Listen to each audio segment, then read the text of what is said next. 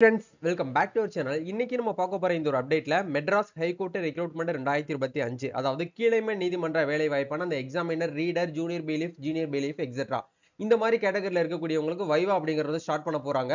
வரக்கூடிய மார்ச் 17ல இருந்து 21ஆம் தேதி வரைக்கும் நமக்கு வந்து டைம் கொடுத்திருக்காங்க.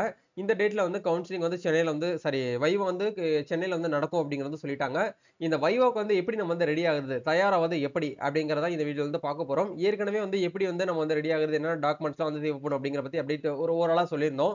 பட் இந்த வீடியோல கம்ப்ளீட்டா வந்து வைவா பத்தின அப்டேட் வந்து இருக்க போகுது. வைவால வந்து எவ்வளவு மார்க் இருக்கும், நீங்க எப்படி எடுக்கணும், என்னென்ன டாக்குமெண்ட்லாம் இப்பவே நீங்க வந்து ரெடி பண்ணணும், பிரியாரிட்டி சர்டிபிகேட்னா என்ன, அன்னெக்சர் ஃபார்ம் வந்து எப்படி ரெடி பண்றது அப்படிங்கற பத்தி இந்த வீடியோல நம்ம வந்து பேச போறோம். வீடியோ வந்து ஃபுல்லா பாருங்க. வீடியோக்குள்ள போறதுக்கு முன்னாடி இப்பதான் நம்ம சேனலை நீங்க ஃபர்ஸ்ட் டைம் பாக்குறீங்க அப்படின்னா இந்த வீடியோக்கு கீழ இருக்கக்கூடிய ரெட் கலர் சப்ஸ்கிரைப் பட்டனையும் பக்கத்துல இருக்கக்கூடிய அந்த பெல் பட்டனை கிளிக் பண்ணி ஆல்ங்கிறத எனேபிள் பண்ணி வச்சுக்கோங்க. நம்ம சேனல்ல இருந்து போஸ்ட் பண்ணக்கூடிய ஒவ்வொரு லேட்டஸ்ட் அப்டேட்ஸும் ஈஸியா நீங்க மிஸ் பண்ணாம பார்த்து தெரிஞ்சுக்க முடியும். சரி, வாங்க இப்ப நம்ம டைரக்டா வீடியோக்குள்ள போகலாம். ஓகே, இன்னைக்கான அப்டேட் வந்து மெட்ராஸ் ஹைகோர்ட் ரெக்ரூட்மெண்ட்கான அப்டேட் தான் நம்ம வந்து பார்க்க போறோம். அந்த விதத்துல நம்ம ஏற்கனவே அந்த அப்டேட் பண்ணியிருந்தோம். இந்த examiner reader junior பெயிலிஃப் processor server processor writer and xerox operator இந்த மாதிரியான பதவிகளுக்கு நம்மளுக்கு என்ன பண்ணிருக்காங்கன்னா ஃபர்ஸ்ட் பேஸ் தான் நம்மளுக்கு வந்து வைவா அப்படிங்கறது ஸ்டார்ட் பண்ணிட்டாங்க. வைவா அப்படிங்கறது மார்ச் 17ல இருந்து 21 வரைக்கும் நம்மளுக்கு வந்து டைம் கொடுத்திருக்காங்க. ரேஷியோ வந்து 1:3 ரேஷியோ அப்படிங்கறது வந்து நோட்டிபிகேஷன் அபிஷியலா கொடுத்திருக்காங்க. பட் இதை பேஸ் பண்ணி நம்மளுக்கு கூப்பிட்டாங்கன்னா இன்னமும் பெட்டரா வந்து இருக்கும். மார்க் வந்து வைவால வந்து 30 மார்க், 170 மார்க் நம்ம எக்ஸாம் வந்து அட்டன் பண்ணிட்டோம். மீதி 30 மார்க் 200க்கு வந்து 30 மார்க் வந்து பாக்கி இருக்கு. அந்த 30ல நீங்க எவ்வளவு மார்க் வந்து எடுக்கணும் அப்படிங்கறதுல தான் உங்க கையில வந்து இருக்கு. மார்க்கோட ஸ்லாபை பொறுத்த வரைக்கும் மினிமம் தகுதி மார்க் எலிஜிபிள் மார்க் அப்படிங்கிறது வைவால 12 மார்க், 30ல 12 மார்க் எடுத்தா நீங்க பாஸ் மார்க். சரிங்களா? பாஸ் பண்ணாலே போதுமா வேலை கிடைச்சிருமான்னு கேட்டீங்கன்னா அப்படி கிடையாது. ஏன்னா இதுல வந்து கட் ஆஃப் இருக்கு இல்லையா? இல்ல, நம்மளோட நிறைய பேர் வந்து போட்டி போடுவாங்க. போட்டி போடுறதுனால நம்மளுக்கு வந்து கட் ஆஃப் அப்படிங்கிறது வந்து கண்டிப்பா வேணும். நம்ம இந்த கம்யூனிட்டி அந்த கம்யூனிட்டி இருக்கக்கூடியவங்களுக்கு கண்டிப்பா கட் ஆஃப் அப்படிங்கிறது வேணும்.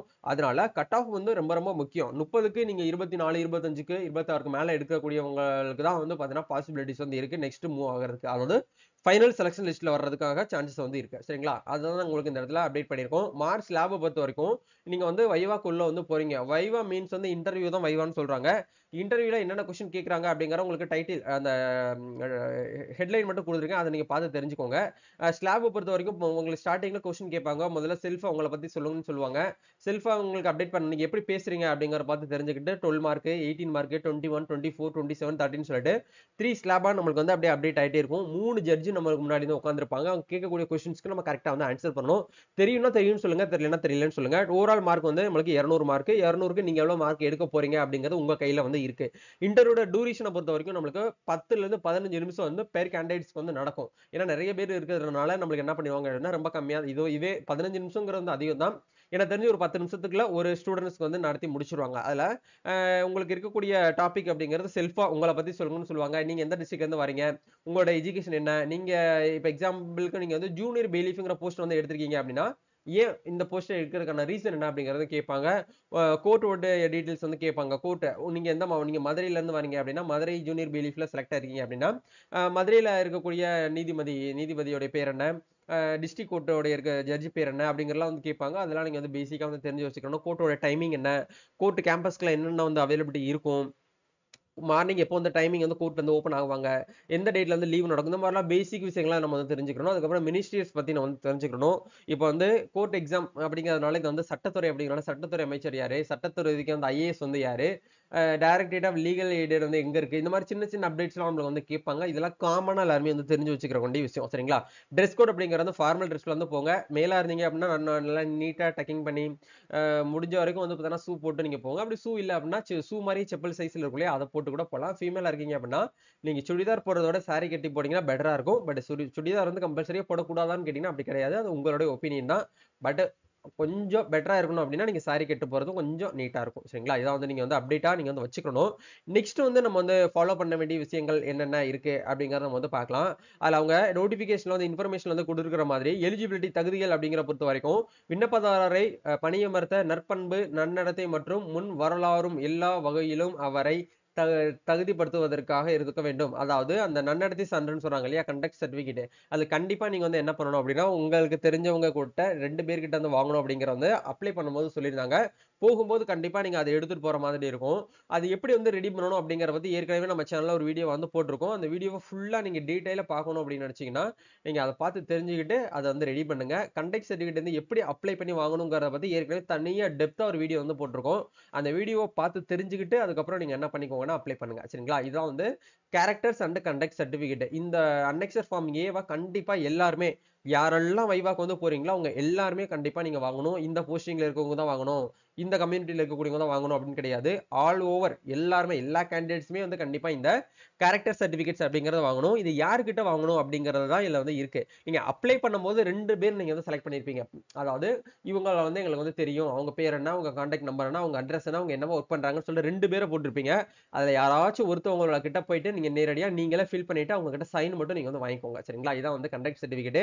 அந்த கண்டக்ட் சர்டிபிகேட்ல கவனமா நீங்க நோட் பண்ண வேண்டிய விஷயங்கள் என்ன அப்படிங்கறத பார்க்கும்போது அவங்க வந்து கவர்மெண்ட் எம்ப்ளாயா இருக்கக்கூடாது. ஒண்ணு ஸ்டேட்டோ இல்ல சென்ட்ரல் கவர்மெண்ட் எம்ப்ளாயா இருக்கக்கூடாது. அவங்க வந்து மக்கள் பிரதிநிதியா இருக்கக்கூடாது. எந்த ஒரு கட்சியிலயுமே வந்து பாத்தீங்கன்னா ஒரு வேட்பாளரா வந்து இருக்கக்கூடாது. இந்த மாதிரி சின்ன சின்ன விஷயங்கள்லாம் வந்து இருக்கு. அதெல்லாம் நீங்க பார்த்துக்கோங்க. காமனா ஒரு பிரைவேட் கம்பெனில ஒர்க் பண்றவங்க இருந்தாலும் ஓகே. உங்களோட சொந்தக்காரங்களா இருக்கக்கூடாது. அதையும் பார்த்துக்கோங்க. உங்க உங்க நெய்பர்ஸா இருந்தாங்கன்னா ஓகே தான். சரிங்களா? அந்த மாதிரி நீங்க பார்த்துட்டு அந்த மாதிரி கேரக்டர் சர்டிபிகேட் அப்படிங்கிறது நீங்க அன்னெக்ஸர் ஃபார்ம் ஏல வந்து வாங்கணும். அதே மாதிரி அன்னெக்ஸர் ஃபார்ம் பி அப்படிங்கிறது யாருக்கு யாருக்கு வந்து குடுத்திருக்காங்க அப்படின்னா, நோ அப்ஜெக்ஷன் சர்டிபிகேட். நீங்க ஏற்கனவே ஒரு இடத்துல வந்து ஒர்க் பண்ணிட்டு இருக்கீங்க. அந்த ஒர்க் பண்ணிட்டு இருக்கக்கூடியத அப்படியே குவிட் பண்ணிட்டு தான் நீங்க இந்த ஜாப்க்கு கிடைச்சு நான் வர்ற மாதிரி இருக்கும். அப்படிங்கிறதுனால துணைத் தலைவர் அல்லது அலுவலக தலைவர் அல்லது பணியமர்த்தும் அலுவலர் அளிக்கும் தடையின்மை சான்று அப்படிங்கிற இடத்துல நீங்க வந்து இதை வந்து ஃபில் பண்ணி அவங்க கிட்ட முத்திரை போட்டு சைன் போட்டு நீங்க வந்து வாங்குற மாதிரி இருக்கும்.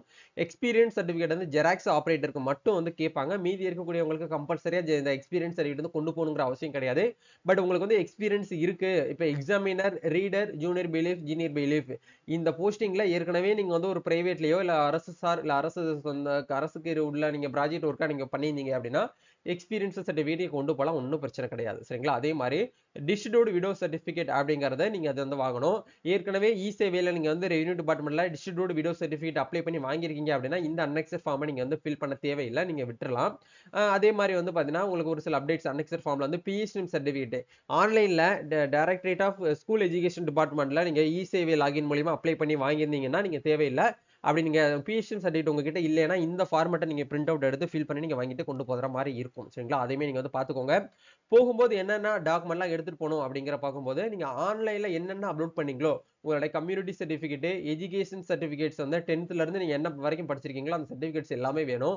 உங்களுடைய பர்சன் வித் நீங்க வந்து பிடபிள்யூடி கேட்டகரியா இருக்கக்கூடியவங்க மட்டும் அந்த சர்டிபிகேட் வேணும். PSTM certificate, priority certificate, destitute இடவா இருக்கீங்கன்னா அதுக்கு உண்டான சர்டிபிகேட், எக்ஸ் சர்வீஸ் மேனா இருக்கீங்கன்னா அதுக்கு உண்டான சர்டிபிகேட்ஸ், எக்ஸ்பீரியன்ஸ் சர்டிபிகேட்ஸ், நெக்ஸ்ட் வந்து அதர்ஸ் என்சிசி பாண்ட் லேபர்ஸ் கேட்டகரியில இருக்கக்கூடியவங்க அந்த சர்டிபிகேட்ஸ் நீங்க வந்து ரெடி பண்ணணும். சரிங்களா? இந்த டாக்குமெண்ட்ஸ் மட்டும் நீங்க போகும்போது எடுத்துட்டு போகணும். பாஸ்போர்ட் போட்டோ அப்படிங்கறது வந்து பாத்தீங்கன்னா எடுத்துட்டு போய்க்கோங்க. கண்டிப்பா அது கேட்டாங்கன்னா அது வந்து கொடுத்துட்டு வரலாம். இது எல்லாமே ஒரிஜினல் பிளஸ் வந்து ஒரு 2 செட் ஜெராக்ஸ் வந்து போட்டு வச்சுக்கோங்க. ஏன்னா ஒரிஜினல் வந்து ஸ்கேன் வெரிஃபை பண்ணுவாங்க. நீங்க மை அப்ளிகேஷன் வந்து ஃபில் பண்ணதுக்கும் உங்களோட ஒரிஜினல் சர்டிபிகேட்டும் வந்து சேமா தான் இருக்கா இல்ல ஏதாச்சும் நீங்க டூப்ளிகேட் பண்ணிருக்கீங்களா அப்படிங்கறது வந்து கிராஸ் செக் பண்றதுக்காக தான் வெரிஃபிகேஷன் பண்ணுவாங்க. அந்த வெரிஃபிகேஷன் பண்ணி முடிச்ச உடனே உங்க கையில வந்து ஒரிஜினல் வந்து கொடுத்துருவாங்க. ஒன் செட் ஜெராக்ஸ் கேட்டாங்கன்னா மட்டும் நீங்க வந்து ஜெராக்ஸ் வந்து அவங்க கிட்ட வந்து ப்ரொவைட் பண்ணி கொடுத்துட்டு வந்துருங்க. இதுதான் வந்து நம்மளுக்கு சர்டிபிகேட் வெரிஃபிகேஷன் அண்ட் வந்து வைவா நடக்கிறதுக்கு உண்டான ப்ரொசீஜர். இந்த வீடியோல உங்களுக்கு ஏதாச்சும் வந்து டவுட்ஸ் இருக்கு அப்படின்னா கமெண்ட் பண்ணுங்க. நம்ம நெக்ஸ்ட் ஒரு அப்டேட்ல மீட் பண்ணுவோம். தேங்க்யூ.